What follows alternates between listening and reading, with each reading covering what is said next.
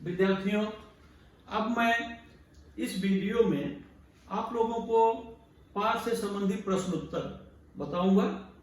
आप लोग देखिए, पाठ में कुछ नवीन शब्द दिए गए हैं, आपकी पुस्तक के शब्द वाटिका थोड़े से शब्द दिए गए हैं और मैं कुछ शब्दों की चर्चा करूंगा। देखिए, कोस दूरी नापने का पुराना परिमाण या पैमाना। पहले दूरी मापने के लिए जो पैमाने होते थे मील और कोस हुआ करते थे। मील का पत्थर कहावत सुनी होगी आप लोगों ने।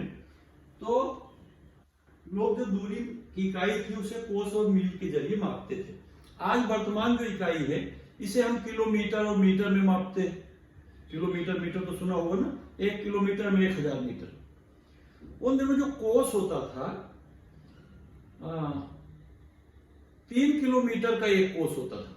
एक कोस में 2 मील होते थे और 3 किलोमीटर का एक कोस होता था। पुराना पैमाना है। अगला शब्द संकोच। संकोच माने हिचक, झिझक या लज्जा। और फिर दूसरे शब्द है मनोबल, आत्मविश्वास या मानसिक बल, गिरावट, कमी, फिसलन। इस तरह के यहाँ पर शब्द दिए गए हैं।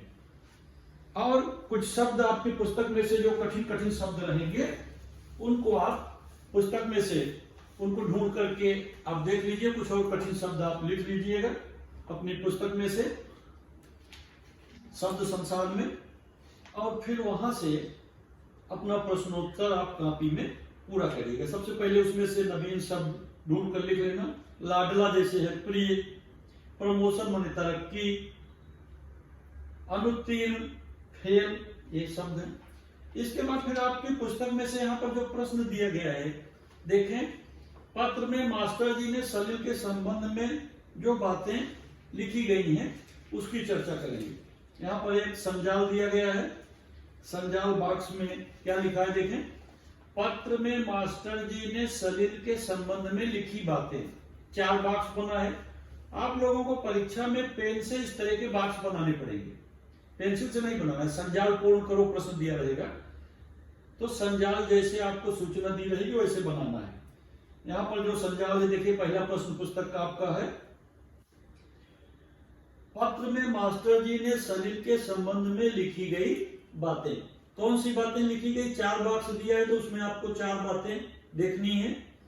पहला है यहाँ पर, सलील के मन में किसी तरह का डर बैठ गया है। मास्टर जी कहते हैं सलील डरा हुआ है। फिर दूसरा शब्द है, सलील मन से स्वस्थ नहीं है। शरीर से तो स्वस्थ है लेकिन मन से स्वस्थ नहीं है, मानसिक रोगी है। वह कुछ कहना तो चाहता है किंतु कोई सुनने वाला नहीं है। और चौथा बात है, निराश होने की आवश्यकता नहीं।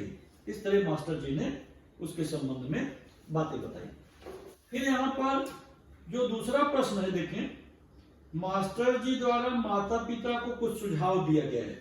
देखें इसका क्या उत्तर है। यहाँ पर 2 बॉक्स बने हैं, आपको उसके 2 उत्तर लिखने हैं। 2 उत्तर इसमें कौन कौन से हैं देखिए, मास्टर जी ने कौन कौन से सुझाव दिए हैं। पहले तो सुझाव दिए हैं कि आप उसकी बात ध्यान से सुनिए, बच्चे को धमकाना नहीं चाहिए बल्कि इससे उसका मनोबल और गिरता है। दूसरा उन्होंने कहा विद्यालय जाना चाहिए तथा मास्टर साहब की सहायता करनी चाहिए। मास्टर साहब ने सलील के माता पिता को यह सुझाव दिया। तो ये दूसरा प्रश्न हो गया। फिर इसमें अगला प्रश्न है, सलील के मास्टर जी का नाम।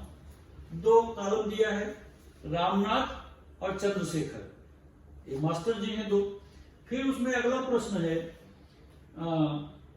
पिताजी द्वारा सलील पर लादे गए बंधन। सलील के मास्टर जी के नाम हो गए। फिर पिताजी द्वारा सलील पर बंधन लगाया गया, क्या उसे नहीं करना चाहिए। वहां पर 2 बॉक्स दिया देखें। यहाँ पर सैर ना करने के लिए कहा है। फिर कहा खेलने पर प्रतिबंध है, पिकनिक ना जाए। इस तरह का उसके ऊपर बंधन पिताजी ने लगाया है।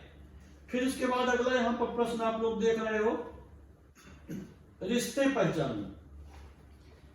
रिश्ते की बात कही गई है, नाम दिए गए हैं और नाम के अनुसार उनके रिश्ते पहचानना है। रिश्ते पहचान करके उसको आपको अपनी कॉपी में अच्छी तरह से लिखना है। कौन से रिश्ते हैं देखें। सबसे पहले यहाँ पर सलील और रामेश्वरी नाम दिया गया है। तो सलील और रामेश्वरी का क्या रिश्ता है? यानी सलील और रामेश्वरी पुत्र और माता है, माता और पुत्र का रिश्ता है पहला। फिर इसके बाद दूसरा प्रश्न है वहां पर रामेश्वरी और रामकिशोर। तो रामेश्वरी और रामकिशोर कौन है? पत्नी और पति हैं, यानी उसके माता पिता हैं, पति पत्नी हैं। तीसरा रिश्ता है रामनाथ और सलील। तो रामनाथ अध्यापक हैं और सलील विद्यार्थी है। फिर चौथा प्रश्न है रामकिशोर और सलील। रामकिशोर पिता हैं और सलील उनके पुत्र हैं। तो ये प्रश्न हो गए विद्यार्थियों। इसके बाद फिर और पुस्तक में दिया है, देखें कि जीवन के पथ पर फूलों के साथ कांटे ही मिलते हैं। बराबर कहा है प्रश्न कि जीवन में हमेशा अच्छाई ही नहीं रहती, कई बार बुराई भी आती है। प्रसन्नता के साथ साथ कई बार संकटों से भी सामना करना पड़ता है। हमेशा खुशियां ही नहीं रहती, कई बार दुख भी आ जाता है। तो इस तरह से पाठ में प्रश्न कहे गए। इसके बाद जीवन के पथ पर फूल ही नहीं कांटे भी खिलते हैं। तो इस प्रश्न में आपको बना करके इस पर कुछ वाक्य अपने मन से लिखना है। जीवन में सुख दुख आते रहते हैं, कई बार प्रसन्नता भी आती है, कई बार हम खुश होते हैं, मगर कई बार उदास हो जाते हैं। जैसे आप खूब अच्छे साल भर पढ़े खेले कूदे, मन प्रसन्न था, मगर रिजल्ट अच्छा नहीं आया तो मन उदास हो गया।